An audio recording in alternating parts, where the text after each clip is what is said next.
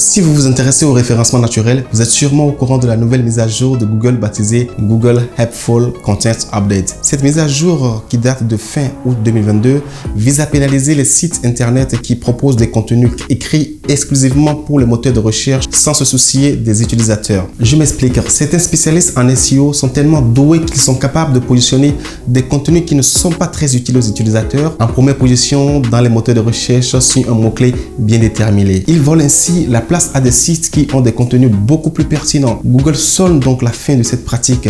Il veut que les résultats dans les moteurs de recherche soient constitués uniquement des contenus de très bonne qualité et très utiles aux utilisateurs. Autrement dit, les contenus qui existent exclusivement pour ranker et non pour apporter de la valeur aux internautes sont sur la liste noire désormais. Pour atteindre cet objectif, Google Helpful Content Update identifie les pages web qui ont peu de valeur intrinsèque, qui sont de mauvaise qualité ou tout simplement qui n'apportent rien au lecteur et déclasse les sites web concernés. A contrario, les plateformes qui proposent du contenu utile et pertinent sont mises en valeur dans les résultats. En ce sens, Google Helpful Content Update s'inscrit dans une démarche plus globale visant à favoriser la qualité et la diversité dans les résultats de recherche.